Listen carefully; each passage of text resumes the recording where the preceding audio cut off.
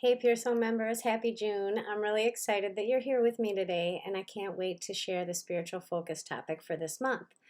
Before we get started, I just want to share a few Almapura updates with you. Just a quick reminder that our monthly Ask Nikki Zoom will be Wednesday, June 15th at 6 p.m., so I hope to see you there. I hope you guys can make it. During the Zoom this month, I want to take a little bit of our time together to focus on what you think your best life lesson is. So the best life lesson that you've ever learned, I would like to ask you to think about what that is so that you can share it with the group when we connect with each other. So we have an hour together, so we do want to make sure that we allow enough time for everybody that would like to participate in this to participate. So I just thought it would be a great idea if everybody could think about the best life lesson that they've ever learned and bring that to our Zoom so that we can share that with everyone. And hopefully by the time the Zoom is over, including our other topics, that we'll be able to have learned something of value from everybody in the group. So I just wanted to make sure that we talk about that. I do have two really important life lessons that I have learned that I cannot wait to share with you. That is, for me, they were life-changing. Hopefully for you, they will also be life-changing. So let's make sure to think about that and bring it to the Zoom if you'd like to participate in that part of our connection and our talk that day. I also want to say thank you and happy anniversary, because we have been meeting together for a year, and the Pearsall membership is 1 year old in June. So I'm so excited about that, and I hope we continue to do this, because I've really had a blast sharing and connecting with all of you guys. So the members only discount for this month is $50 off a mentorship session. So if you want to learn something about how your spiritual communication works between your soul and your body, that would be awesome, and that would be covered under the mentorship. If you want to learn anything connected to spirit or how your spirit body interprets the world around you, I encourage you to take advantage of that, and let's have a mentorship session. And again, that's $50 off for members only. So I hope you guys take advantage of that. Your spirit is going to guide us through that whole process when we connect for our mentorship. So the first thing that I do in a mentorship session is just connect with your spirit to see if there's anything that your spirit really wants us to learn about or to discuss, and that usually gets us talking, and then questions come up after that. So it really is a lot of fun to do that. So I hope that I get to connect with you for that purpose.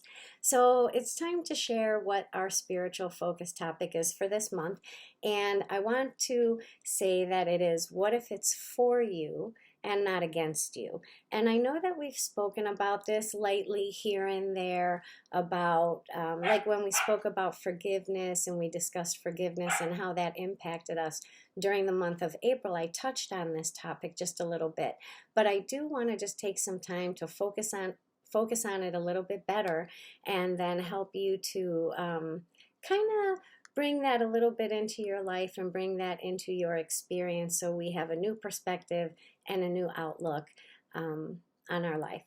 So the goal for this month is to heal the trauma in our lives, and to heal the trauma in our lives by discovering the gift inside of that trauma.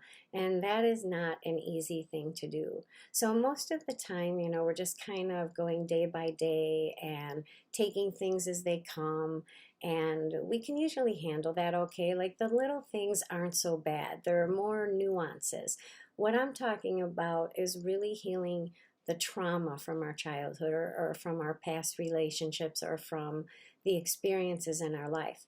And so when difficult challenges come up, we tend to feel like we get swallowed up by them. Like maybe the dishwasher broke, or our boss gave us too much work, or we had a fender bender. Who knows? It could be anything. But what happens with the little things that are that are like nuisances, or that irritate you, they kind of build up and build up and build up. And when they build up, it's not the little things that explode.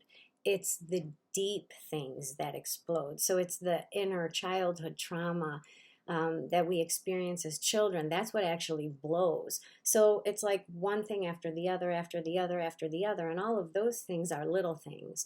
But when we can't handle the little things anymore, that's when we discover the trauma, because the trauma is what we are brought to in that overwhelming experience. So I think that the best way to try to heal the trauma in our lives or in our childhood, or to have a new perspective of the difficult challenges that we faced in our life, is to really start with the little things.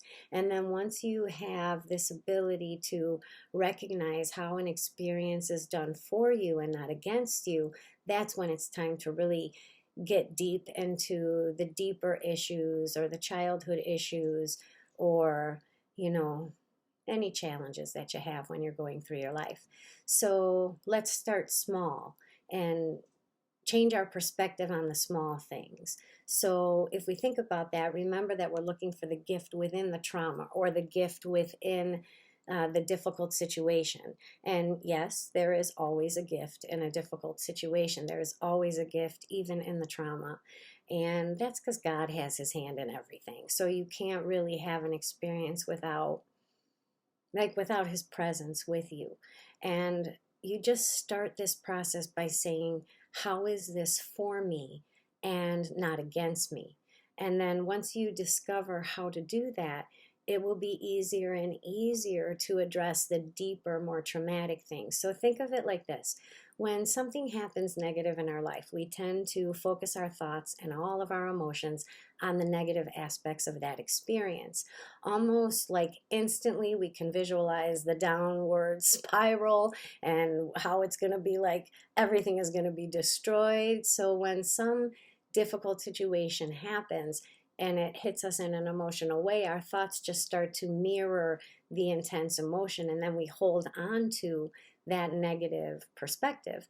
And what we want to do is we don't want to hold that, because if we hold that negative perspective about a particular situation, the only thing that we'll be capable of seeing is the result of that negative situation and all the negative, connecting points that hit it. We don't have the ability then, once we've allowed our mind to adapt the perspective connected to that emotion that we're feeling, it can get really convoluted in our mind. So take a moment and when the difficult things happen, ask your own spirit.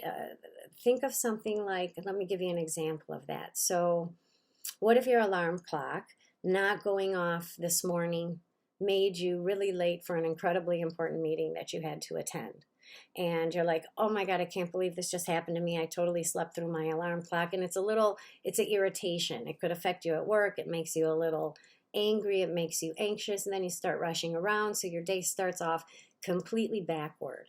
Now, what if, and initially when that happens, it's like against you, and you feel like it's against you because you're the one that's getting anxious. You're the one that has to rush. You're the one that has to apologize to your boss. You're going to miss the important meeting all because you slept through your alarm.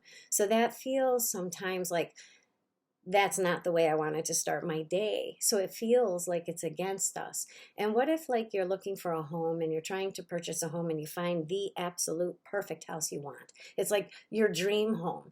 And then you're getting ready to go about that process, and all of a sudden the contract falls through. The people decide they don't want to sell. So now you have nowhere to live, and now you have to find a new home, and it's not going to be the home you really wanted because that's the home you really wanted. And so you adapt this perspective, like, we're never going to find a house like that.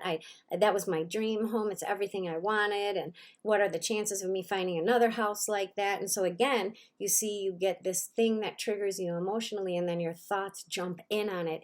And then you go off on that tangent of negativity, which in turn, again, will only invite more negativity in your life. And what if when you got laid off from work, you were so worried that you wouldn't be able to find a job, and then you were anxious and you started to worry about all your money, and again, breeding more negativity. So how do we shift that around? How do we say, okay, this is done for me and not against me? So the alarm clock not going off, that made you late for work. What if God allowed that to occur because there was going to be an accident on the highway and you were going to be stuck on the highway for 2 hours anyway, so get a couple hours extra of sleep. Or maybe you were the one that was going to be involved in the accident, and so therefore maybe it's just better that you slept through it so you avoided that negative. So when you ask yourself, how was this done for me? And then adapt, change your mind to hold on to the reason that it was done for you, instead of feeling that, oh my gosh, this is done against me. Because then your expression of that situation is going to be totally different. So maybe if your dream contract, home contract fell through, you don't know why it fell through, but how was it done for you and not against you? And in my case, because this situation actually did happen to me, I did find a house that I loved. I sold my townhouse. I was ready to move into this house, and at the last moment, 2 days before the closing, the owner said that they decided that they didn't want to sell the house. So it was either going to become a long battle, and we were going to have to fight for the house because we already gave the earnest money. It was technically ours. So the real estate people said there was no problem. We could call the lawyer and they would draft up a letter and we'd be in there within a week or 2 weeks. So just a little bit of a delay, but we would still be able to get our dream home. But I didn't really believe that it was going to take us only a couple weeks, because they were incredibly determined to stay in their house.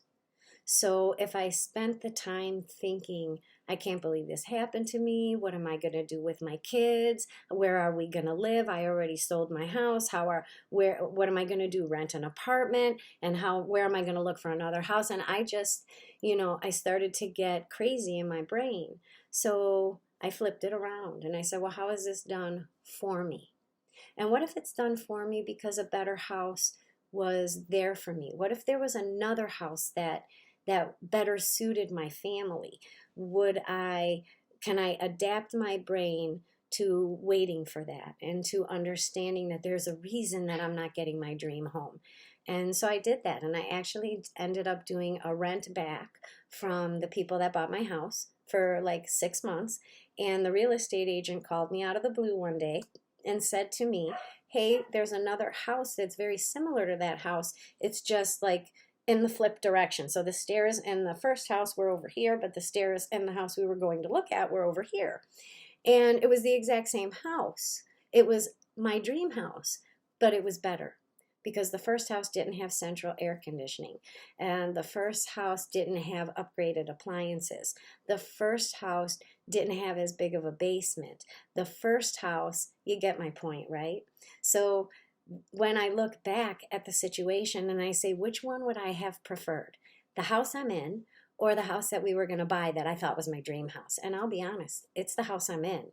So when you feel like something is done against you, reroute it in your brain, because when you forecast into the future and you look back, you will have gratitude for those difficult little challenges, because they keep you on the right path. You can think of these little difficult situations to be like, when you're a little kid and, or when you have a little child with you and they're like 2 or 3 years old and they're just walking and running and starting to get around. You know how when they get close to the staircase, you kind of walk around them in front of the staircase to kind of guide them away from the staircase, even though they want to go downstairs or they want to go upstairs. You as the parent or the caregiver, you're just going to kind of, ease them away from the stairs, kind of coax them away from the stairs, because at some point, maybe they're going to use the stairs, but it's not really a good idea right now.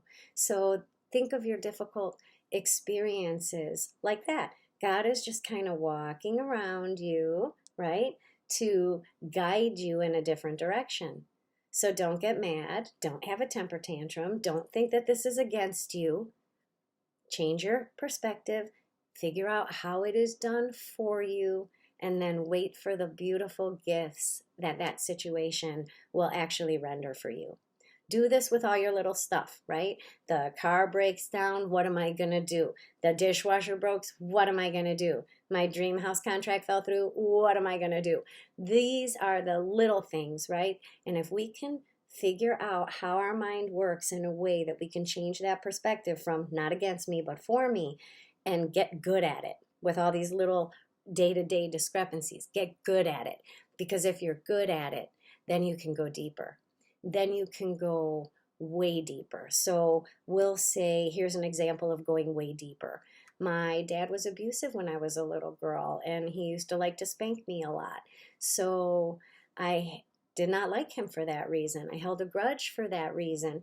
But then about, I don't know, 15 years later, when I was in the Marine Corps and we were doing hand-to-hand combat, one of the instructors said to me, wow, you're really fast. Like, you're really good, actually. You're good at hand-to-hand combat. And I said to the drill instructor, I was like, oh, thank God for my dad, because he beat the crap out of me my whole life. And at that moment, something happened inside of me. Something said, oh, I'm not mad at my dad. Thank goodness that my dad was kind of a tough dad. Maybe something knew that I was going to need this ability to be resilient, or that I was going to be able to defend myself, or that I was going to be able to duck out of the way and avoid, a punch or a hit or a takedown.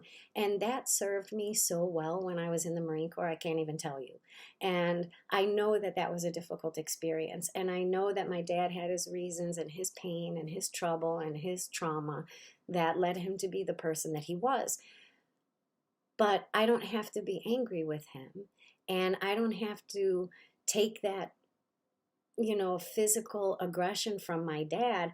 I don't have to take that as a trauma. I can take it as a training, because later on in my life, I became a Marine, and I needed that. I needed to know that about myself. And I wish my dad would have taught me that different, but he taught it to me. So that is using the same perspective I use, because the alarm clock goes off. I probably got saved from a car accident. Your house contract fell through. There's probably a better house for me. And then if you trust that, if you put your mind in that direction, you will see that it's true. So since I had this good practice on the little things, when I tried to heal the traumas that were deeper, that were childhood connected, this process worked perfectly. I went back to every traumatic thing that I felt affected me in my life. And I flipped it around. And I said, how did it benefit me? What did I learn? Who did I become? Because that way, your inner trauma is no longer inner trauma, but inner success. It's inner balance. It's the goal for this month. I think Marissa did the tarot card session this month on balance, balancing the masculine and the feminine. And this approach that we're taking in our spiritual focus lends you to have a perspective of balance. And I think it's wonderful. And I really challenge you to try to do this. I challenge you to deal with the little things, change your perspective, and then go deeper. And then next month, if that is our spiritual focus, I want to share some other things about how to heal inner trauma. But first we have to do it. First we have to do this part. We have to change our perspective, and then we can go deeper. And then, and one or two of the next spiritual focuses, I will make sure to address how do we go further in our healing process of trauma. So, all right. I wish you all luck. There is a worksheet that goes along with this month, so I hope you use it, and I hope you take yourself through this practice. Also, I do want to say that I'm sure if you guys looked at the tarot card reading for the Pure Soul members this month, you recognize that Marissa was doing it. I finally have an employee. I have hired Marissa to be my social media director person. So she's in charge of all the social media, and I think she's doing a great job. I hope you guys have liked the new content that's coming out and the new connection from Almapura. And I love that she's working with me now on this. Marissa's very connected to the spirit world and to the animal spirits and everything like that. And she just has always, since she was born, had this innate ability to be one with her soul. And that's how she lives her life, is through her soul. She truly doesn't do anything that she doesn't review with her spirit first. So I thought it would be a great idea for her to do the tarot card draw for the Pure Soul members every month because she's just so good at it, and she really has a beautiful way of bringing God into every experience. And I hope that you all enjoy that. So please feel free to welcome her as an Almapura employee. So thank you, everybody. I hope you have a great month of June. I can't wait to see you guys at the Ask Nikki session for the Zoom. And don't forget to bring what is your best life lesson you ever learned, because I cannot wait to grow and to share that information amongst us in our group. So happy June. I love you guys, and happy anniversary. Thanks for hanging in there with me. Bye-bye.